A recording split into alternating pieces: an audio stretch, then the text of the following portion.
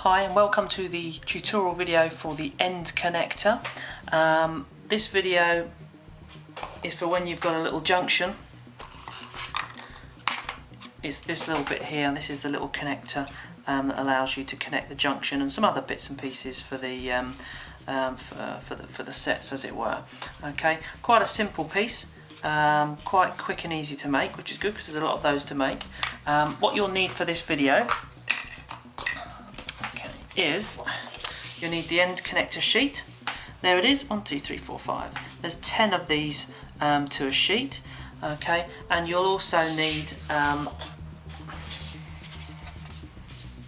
this is the one from the other tutorial videos I've already started. You're basically going to want your side supports as well, external side supports. So yep, there we go. Now for the side supports, I've already scaled one of these out. So I'll just pop that out there.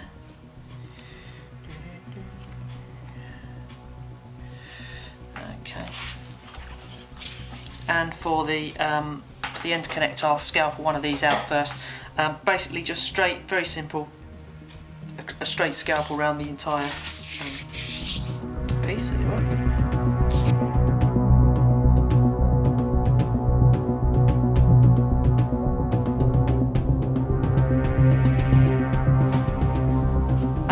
So when it's all scalpelled out, basically you've got your side support and you've got your actual end connector pod piece. Now with this one, the scoring is a little bit more tricky.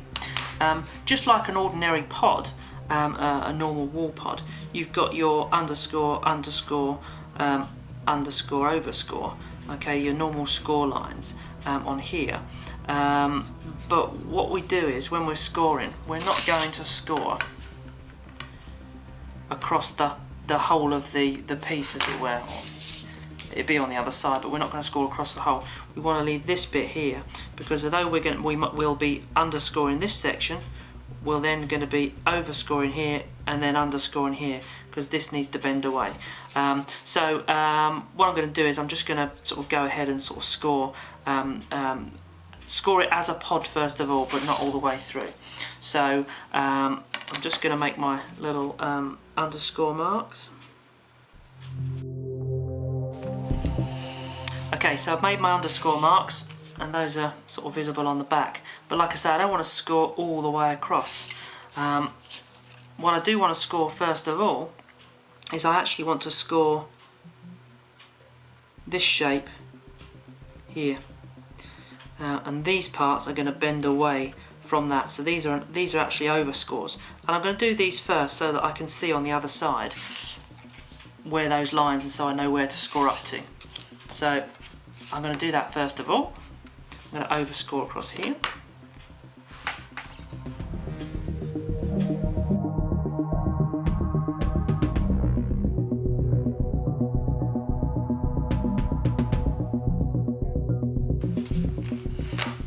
Okay, so what I've done here, I've overscored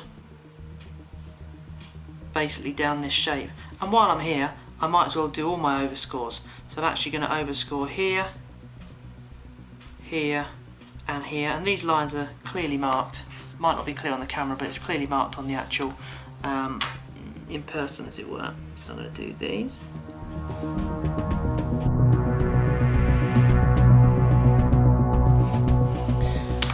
Okay, so now I've overscored here, here and here, and last of all, because this part here and this part here is just an ordinary pod, I've got 2 overscores to do at the bottom here. This middle bit's missing, but these bits here still need to be scored, so I'm just going to score those.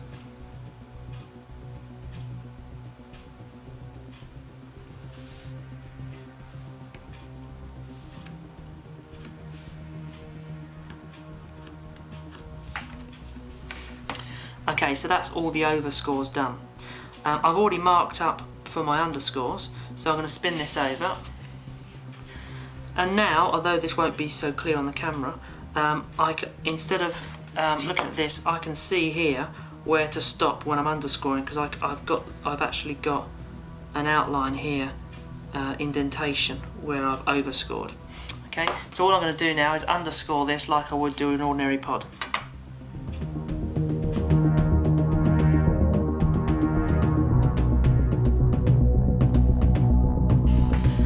Okay, so what I've done now, I've underscored this just like an ordinary pod, with the exception of I've not scored across this middle part here, and this bit's completely missing. So now when scoring this unit, this particular pod, I try and score quite heavily, because you're going to need a bit of flexibility with this. The trick now is actually folding this up. You can't fold it like you would do an ordinary pod, because different parts need to be folded away. So looking at this here, you can see where it kind of folds away. What I'm basically going to do is I'm going to start to fold it by actually folding the parts down and kind of manipulating the shape. I'm basically just very carefully going to pop it into this shape. Okay, so I just kind of fold it like so and let it naturally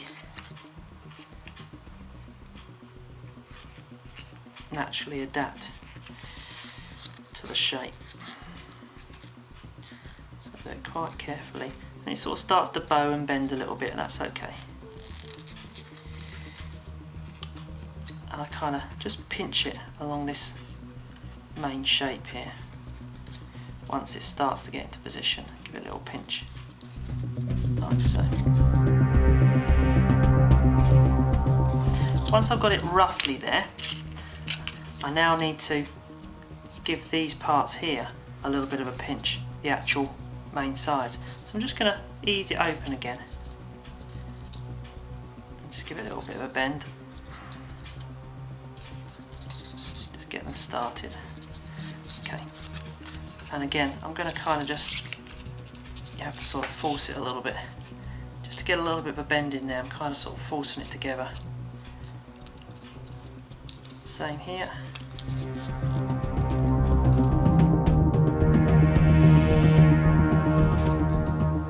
Last but not least, I'm just going to fold these small parts out the bottom.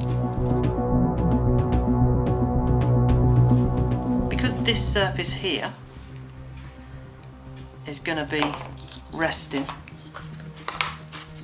up against here, we don't want any sort of bowing of any kind. So I'm really just going to emphasise this bit here again. It's like my final, before I glue it down, I'm just going to pinch out these folds here again. Don't worry if there's a little bit of sort of fanning of the photo paper, because it's going to be hidden against wherever it connects to. And then now that I've done that, it's actually kind of staying to shape. Okay, so that makes it a lot easier for the gluing. Give this top bit a final squeeze in. Okay, so the next thing is to actually connect it onto here.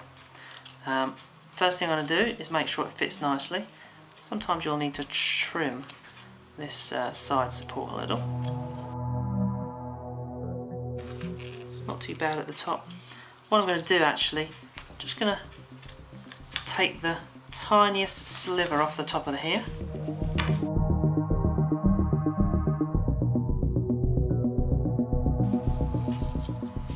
One thing that tends to get in the way is if we don't bevel this part here, when it comes to connect on, it's too fat and it sticks out. Doesn't quite work, so we need to bevel off the back of here. Now, unlike a normal bevel, instead of just beveling a sort of a, if you like, a standard bevel like all the bevels we always do, we're going to need quite a heavy bevel. So for this, we're almost going to be sort of carving the bottom of this off, still keeping the shape here the same, but at the back we've got quite a heavy bevel here. Maybe bevel's not the right word, hacked into it really.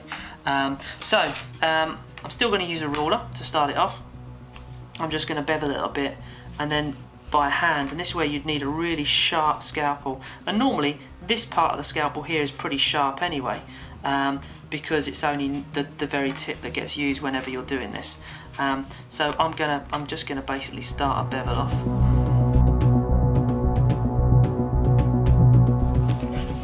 And then now what I'm going to do, just freehand, I'm just going to take a little bit extra here off, because that's still not quite enough of a bevel, because this unit,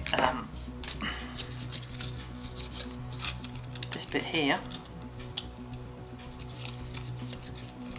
has got quite a big, see here, still sticking out, so I really need to bevel to at least about here. Okay, so I'm just going to then very carefully, and it does get a bit messy, but that's okay because it's completely hidden away. I'm just going to kind of take off some more here. And the trick is to make sure when you're doing this that the scalpel, as you can see, is not cutting in to this part here, so we've still got a nice neat line.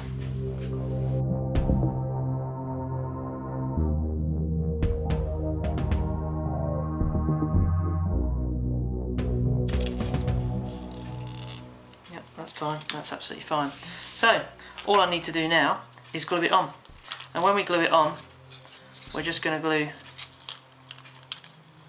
one side, then the other side, and then we're going to pop the top down. Okay. Now what you don't want to do here when you're gluing really is to then open this back up. You want to keep this shape as it is as much as you possibly can, and I might even give it a final pinch as I've been playing around with it, so that it really almost just sits. It will almost grip this without any glue. Okay. As always, we're going to use the edging technique here.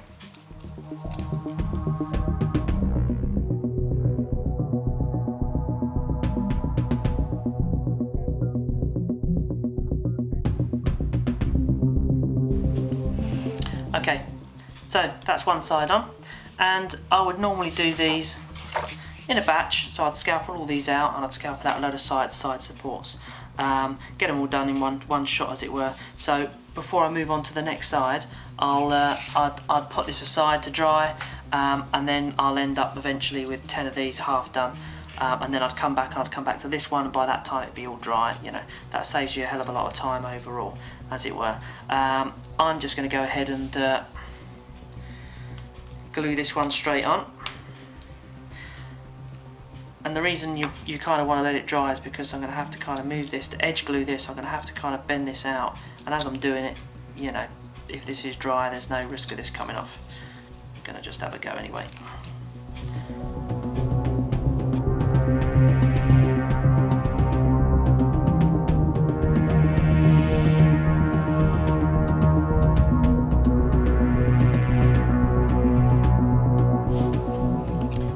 Okay, so that's the end connector finished. Sometimes you can pop a little bit of glue. This is a very nice fit. Sometimes you pop a little bit of glue in here and in here just before you drop this top bit down. That will actually help secure this, but there's absolutely no need with this bit. It's got a really good fit to it. That's it. That's the end connector pod. That sits on there quite nicely. It can be slid around to wherever your junction needs to be. Okay, that's it, end connector pod done. A nice short tutorial video for a change, and that's it, on to the next tutorial video. Thanks very much for watching, and happy gaming.